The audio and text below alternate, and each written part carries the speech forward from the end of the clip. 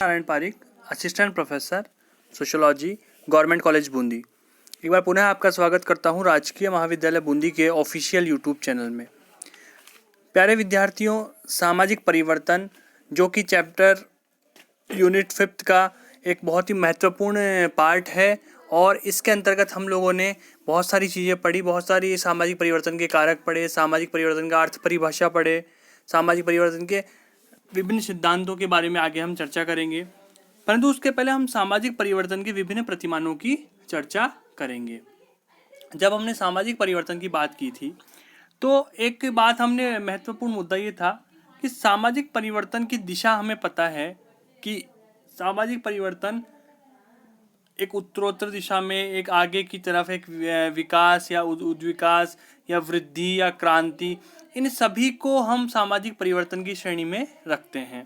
परंतु यदि प्रतिमानों की हम बात करें, पैटर्न्स की हम बात करें, तो पैटर्न्स से तात्पर्य है कि सामाजिक परिवर्तन का जो तरीका है, सामाजिक परिवर्तन किन किन क्षेत्रों में होता है और कैसे होता है। कैसे अर्थात कि उसकी दिशा क्या होती है, किस दिशा में सामाजिक परिवर्तन होता है, इसके बारे में आज हम लोग चर्चा करेंगे। तो इसके अंदर सबसे महत्वपूर्ण मैकाइवर और पेज ने सामाजिक परिवर्तन के 3 प्रतिमान बताए हैं। मतलब मैकाइवर और पेज ने सामाजिक परिवर्तन के प्रतिमान बताने के लिए 3 आधारों का प्रयोग किया है। तो पहला प्रतिमान उन्होंने बताया है जिसे रेखीय परिवर्तन कह सकते हैं। अर्थात जैसे कि एक सीधी रेखा खींची जाती है, किसी भी परिवर्तन में जब एक निश्चित दिशा में या यकायक प्रकट हो जाते हैं कोई परिवर्तन और वो आगे की भी परिवर्तनों से उत्पन्न होते रहते हैं, अनेक परिवर्तनों को जन्म देते हैं जब तक कि किसी नवीन परिवर्तन का जन्म नहीं हो जाए। अर्थात जो परिवर्तन की दिशा है वो एक रेखीय दिशा में परिवर्तन होता है। जैसे हम लोग मैथमेटिक्स में एक रेखा खींचते हैं तो ठीक उस रेखा की दिशा में, अर्थात जब तक परिवर्तन होते रहते हैं एक सीधी रेखा में परिवर्तन चलते रहते हैं।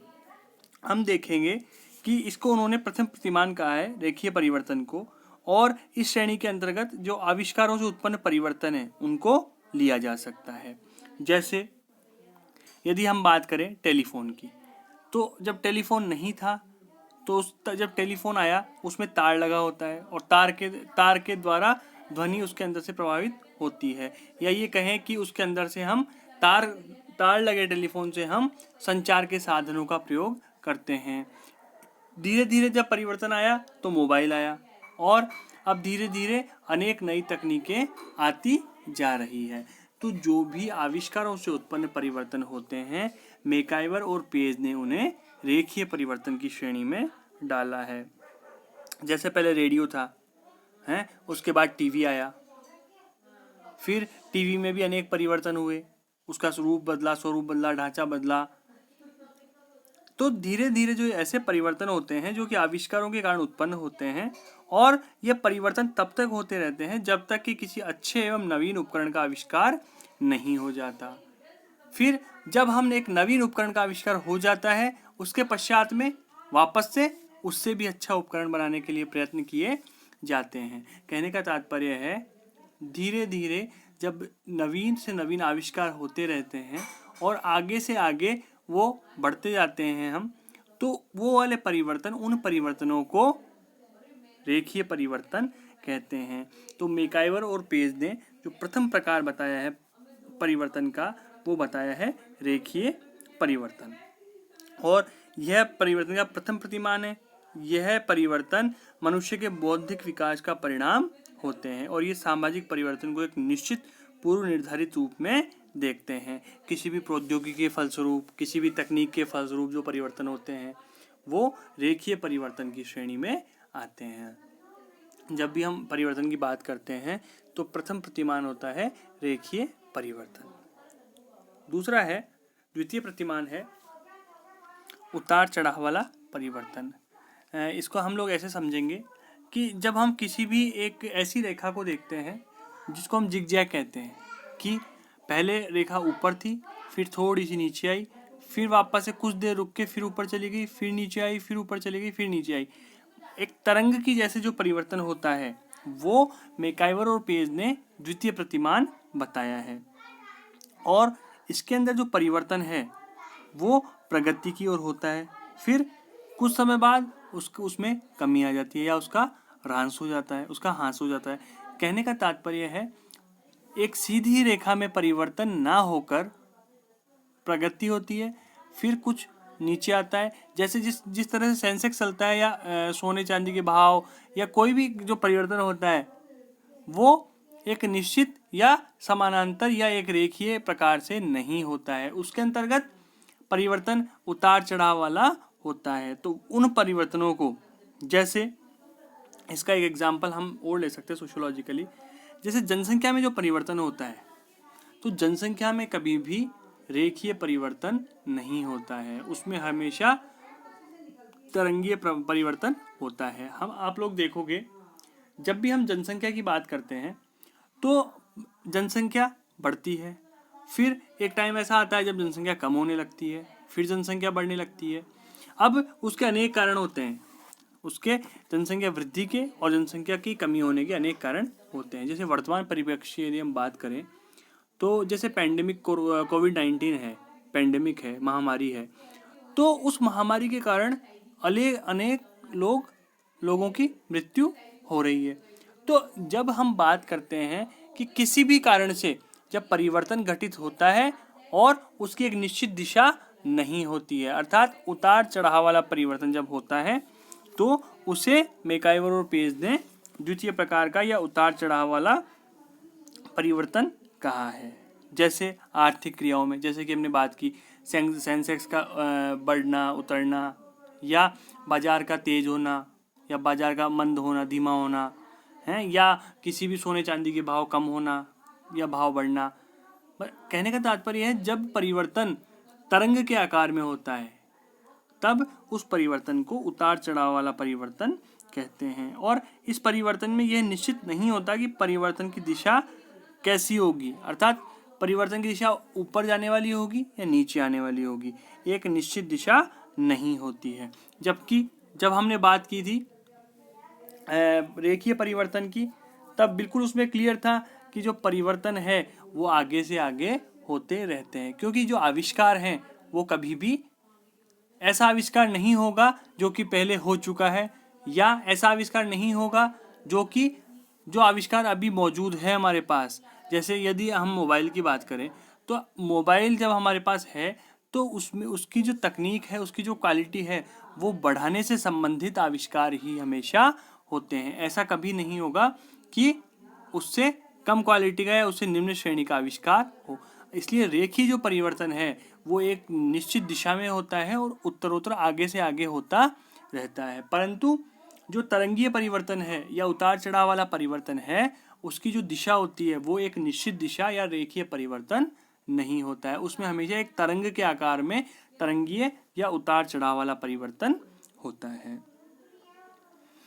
तीसरा प्रकार मैकाइवर और पेज ने बताया है, तीसरा प्रतिमान बताया है, चक्रीय परिवर्तन कहा जा सकता है।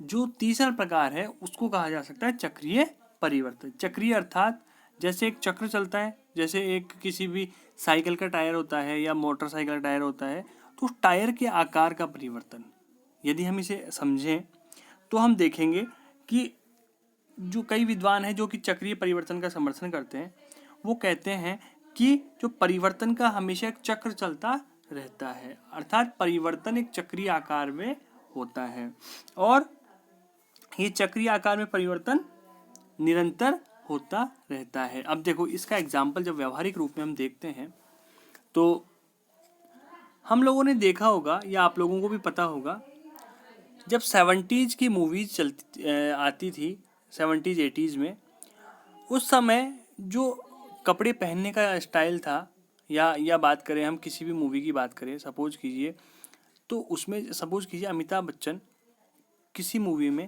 एक ड्रेस पहन रखे हैं 70s 80s में, तो हम देखेंगे कि वो जो ड्रेस का पैटर्न है उसे कहते थे उस टाइम बेल बॉटम पैंट।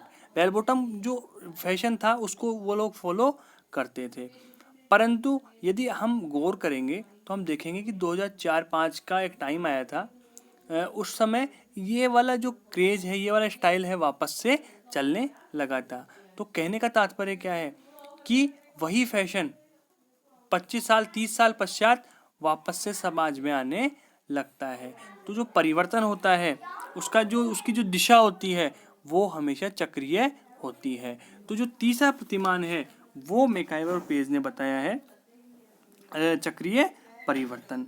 अब ये हर क्षेत्र में होता है, चाहे पढ़ी लिखी महिलाएं और व्यावसायिक महिलाएं का साड़ी पहनने का तरीका हो या किसी अन्य ड्रेसिंग सेंस की बात करें। कहने का तात्पर्य है जो परिवर्तन की जो दिशा है वो चक्रीय या चक्र के अनुसार होती है।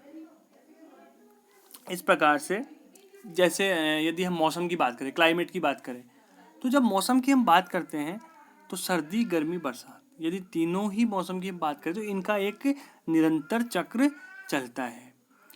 तो सेम जो सामाजिक परिवर्तन है, सोशल चेंज है, सोशल चेंज के अंतर्गत भी ये परिवर्तन एक चक्र के अंदाज में, चक्र के रूप में चलते हैं और एक चक्र एक पूरा होने के पश्चात वापस से वहीं से शुरुआत होती है, जहाँ से चाहे वो हम बात करें कोई भी मानवीय क्रियाएं हो, राजनीतिक आंदोलन हो, सामाजिक मूल्य हो, है ना, आदि के क्षेत्र में ऐसा ही परिवर्तन पाया जाता है। जो कि तृतीय प्रतिमान चक्रीय परिवर्तन की हमने बात की, जिसमें एक के बाद दूसरा और तीसरे के बाद पुनः वही चक्र दोहराया जाता है। अर्थात जो परिवर्तन है एक चक्र के स्टाइल में चलता है, एक चक्र के अंदाज में चलता है। जिस प्रकार से घड़ी चलती है क्लॉकवाइज, कि एक समय आता है कि 12 बजने के पश्चात वापस से 12 बजते हैं या 1 बजते हैं, तो वो जो चक्र चलता है ठीक उसी प्रकार से सामाजिक परिवर्तन का भी एक चक्र चलता है और सामाजिक परिवर्तन का ये चक्रीय सिद्धांत कहलाता है। अब सामाजिक परिवर्तन में भी चक्रीय सिद्धांत, अनेक विद्वानों चक्रीय सिद्धांत को माना है। कुछ विद्वानों ने रेखीय सिद्धांत का समर्थन किया है, कुछ विद्वानों ने तरंगीय सिद्धांत का समर्थन किया है। तो कहने का तात्पर्य है कि समाज में जो परिवर्तन है या परिवर्तन के प्रतिमान है वो तीनों ही रूपों में पाए जाते हैं, चाहे वो रेखीय हो, चाहे वो चक्रीय हो, चाहे वो तरंगीय हो। परंतु इसमें सबसे महत्वपूर्ण बात यह है, देखने की चीज़ ये होती है कि ये जो परिवर्तन का चक्र है ये भिन्न भिन्न श्रेणियों में भिन्न भिन्न प्रकार से कार्य करता है। यदि हम बात करेंगे आर्थिक क्रियाओं की तो इसमें तरंगीय परिवर्तन होता है। क्यों होता है? क्योंकि जो आर्थिक क्रियाओं से संबंधित चीज़ें हैं वो एक निश्चित दिशा में निश्चित गति से कभी नहीं चलती है। यदि अब जनसंख्या की बात करें तो जनसंख्या भी कभी भी एक निश्चित गति में, निश्चित दिशा में नहीं बढ़ती है। विभिन्न कारणों से जनसंख्या में कभी कमी आती है, विभिन्न कारणों से जनसंख्या में वृद्धि होती है। तो जो परिवर्तन है वो इस पे डिपेंड करता है कि विभिन्न श्रेणियां की हम किस श्रेणी की बात करें। जैसे फैशन की बात करें कि समाज में जो फैशन है वो किस दिशा में चलता है, तो वो कभी भी रेखीय नहीं हो सकता है, वो कभी भी तरंगीय नहीं हो सकता है। फैशन हमेशा चक्रीय होता है कि एक फैशन चल रहा है। तो जब फैशन क्या होता है? फैशन यही तो होता है कि जब लोग किसी चीज़ को फॉलो करने लगते हैं या लोगों की आदतें बन जाती है, लोगों का व्यवहार आदतें बन जाती है, तो वो फैशन की श्रेणी में आता है। तो जब धीरे धीरे ये जो परिवर्तन है ये समाज में घटित होता है और ये विभिन्न श्रेणियों में घटित होता है और प्रत्येक चीज़ में, प्रत्येक समाज की प्रत्येक चीज़ में अलग अलग प्रकार से परिवर्तन होता है। तो आज हम लोगों ने सामाजिक परिवर्तन के विभिन्न प्रतिमानों की बात की और जिसमें आप लोग चाहो तो इनको नोट डाउन कर सकते हो। तीनों के प्रथम और द्वितीय और तृतीय प्रतिमान रेखीय, तरंगीय और चक्रीय, इन तीनों ही प्रतिमानों को, ये इम्पोर्टेंट है। और कई बार एग्ज़ाम में जब ये पूछा जाता है कि सामाजिक परिवर्तन के विभिन्न प्रतिमानों की चर्चा कीजिए, तो हम इन तीनों ही प्रतिमानों को एग्जाम्पल के द्वारा समझा सकते हैं। या कई बार प्रश्न पूछा जाता है कि जनसंख्यात्मक दृष्टि से समाज में कौन सा परिवर्तन होता है, तो इसका आंसर होगा तरंगीय परिवर्तन। अब यदि हमें कभी ये चीज़ समझ ना आए तो हम लोग व्यवहारिक रूप में जब हम देखते हैं कि जिस चीज़ में उत्तरोत्तर लगातार परिवर्तन होता रहता है वो रेखीय परिवर्तन कहलाता है। जिसमें उतार चढ़ाव वाला, कभी कम कभी ज़्यादा, कभी फिर कम फिर ज़्यादा, ऐसा परिवर्तन होता है वो तरंगीय परिवर्तन कहलाता है। और जिसमें जो परिवर्तन का चक्र चलता है, अर्थात जहाँ से शुरुआत हुई थी वहीं पे वापस आके रुकता है, वो परिवर्तन चक्रीय परिवर्तन की श्रेणी में आता है। आज के लिए इतना ही, धन्यवाद।